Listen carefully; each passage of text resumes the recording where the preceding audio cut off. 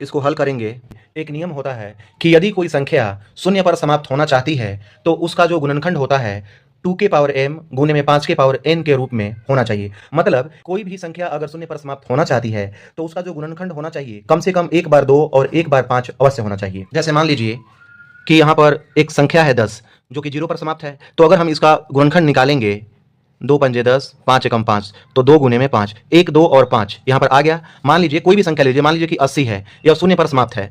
अगर हम इसका गुणनखंड निकालेंगे तो इसके गुणनखंड में 1 2 और 1 5 जरूर आएगा।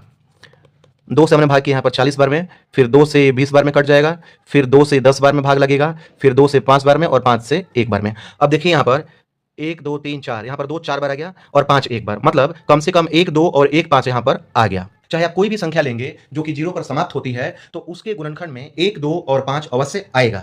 तो यहाँ पर नियम लिख लेते हैं। यदि कोई भी संख्या शून्य पर समाप्त होना चाहती है उसका गुणनखंड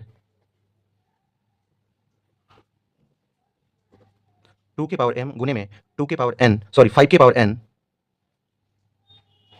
के रूप का होना चाहिए। अब संख्या क्या है हमारा 6 के पावर n, तो हम यहाँ पर 6 का गुणनखंड निकालेंगे तो 6 के लिए हम लिख सकते हैं यहाँ पर 2 गुने में 3 और पावर में n, जो कि 2 के पावर n गुने में 3 के पावर n हो जाएगा। अब यहाँ पर 1 2 तो है लेकिन 1 5 नहीं है, तो यहाँ पर लिखेंगे इस संख्या का गुणनखंड 2 के पावर m गुने में 5 के पावर n के रूप का नहीं है।